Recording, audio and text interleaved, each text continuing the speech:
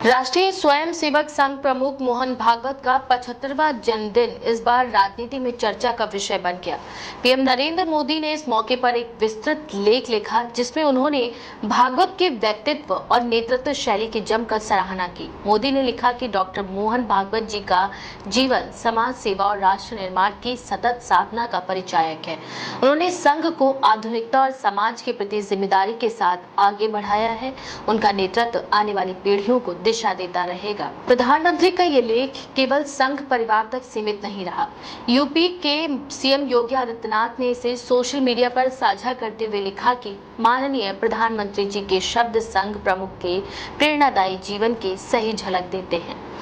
भागवत जी का तप और समर्पण हम सबके लिए प्रेरणा है और राष्ट्र को सही दिशा देने वाला है। योगी के इस कदम को भाजपा और संघ के बीच मजबूत रिश्तों का सार्वजनिक प्रदर्शन माना गया, लेकिन विपक्ष ने इस पूरे घटनाक्रम का अलग ही अर्थ निकाला। कांग्रेस नेताओं ने आरोप लगाया कि ये सिर्फ जन्मदिन की शुभकामना नहीं, बल्कि राजनीतिक संदेश है। कांग्रेस प्रवक्ता जयराम रमेश ने कहा कि प्रधानमंत्री का लेख दरअसल संघ प्रमुख को वैचारिक वैधता देने का प्रयास है। भाजपा ने खुद नियम बनाया कि 75 साल की उम्र पार करने वाले नेता सक्रिय राजनीति से हटेंगे। आडवाणी और जोशी को किनारे कर दिया गया, लेकिन संघ प्रमुख पर ये मापदंड लागू क्यों नहीं हो रहा? ये दोहरा रवैया है। कांग्रेस के एक अन्य वरिष्ठ नेता ने तीखा तंज कसते हुए कहा कि मोदी जी का लेख एक तरह का राजनीतिक प्रशंसा पत्र है। इसमें इतिहास को चुनिंदा तरीके से पेश किया गया है और वही बातें लिखी गई हैं जो भाजपा के नैरेटिव के अनुकूल है। अगर प्रधानमंत्री सच्चाई से बात करते तो वे उन ऐतिहासिक संदर्भों को भी जोड़ते, जिन्हें लगातार अनदेखा किया जा रहा है। भाजपा ने कांग्रेस के इन आरोपों को सिरे से खारिज किया। भाजपा प्रवक्ता संबित पात्रा ने कहा कि प्रधानमंत्री का लेख किसी राजनीतिक स्वार्थ के लिए नहीं, बल्कि समाज और राष्ट्र के लिए योगदान देने वाला एक व्यक्तित्व को सम्मान देने के लिए है। कांग्रेस की समस्या ये है कि वह हर चीज को राजनीति के चश्मे से देखती है।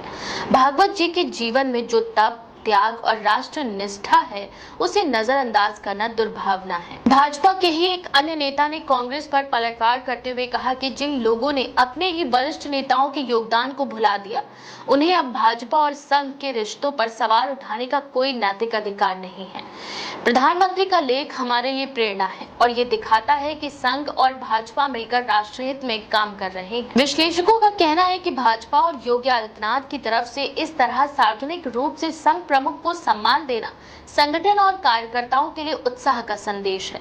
यूपी जैसे बड़े राज्य में जहां संघ की पकड़ मजबूत है, वहां योगी का लेख साझा करना खास महत्व रखता है। वहीं विपक्ष इसे भाजपा और संघ की वैचारिक निकटता का प्रतीक बताकर जनता के बीच सवाल खड़े करने की भी कोशिश कर रहा है। कांग्रेस लगातार ये भी आरोप लगा रही है कि भाजपा सरकार संघ की विचारधारा को शासन तंत्र में उतारने की कोशिश कर रही है। कांग्रेस के एक नेता ने कहा कि आज जब देश में सामाजिक सौहार्द की जरूरत है, भाजपा संघ की विचारधारा को बढ़ावा देकर समाज को बांटने का काम कर रही है।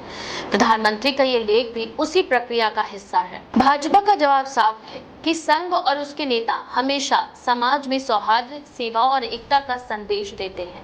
भाजपा प्रवक्ता ने कहा कि भागवत जी ने हमेशा भाईचारे और समानता की बात की है। उन्हें राजनीति के चश्मे से देखना कांग्रेस की पुरानी आदत है, लेकिन जनता इन बातों को समझती है। इस पूरी बहस का निचोड़ यही है कि जहां भाजपा और उसके नेता इस लेख को प्रेरणा और सम्मान का प्रतीक मानते हैं, वहीं कांग्रेस और विपक्ष इसे राजनीति और दोहरे मापदंड का उदाहरण बता रहे हैं। प्रधानमंत्री मोदी का लेख, योगी आदित्यनाथ द्वारा उसका साझा किया जाना और कांग्रेस की तीखी प्रतिक्रिया, इन तीनों पहलुओं ने मिलकर इस जन्मदिन को केवल व्यक्तिगत शुभकामना तक सीमित नहीं रहने दिया, बल्कि इसे वैचारिक और राजनीतिक टकराव का नया मुद्दा बना दिया। इस बारे में आपका क्या विचार है? अपनी राय कमेंट सेक्शन में जरूर लिखें। ऐसी और भी खबरों के लिए देखते रहें द पेज 19।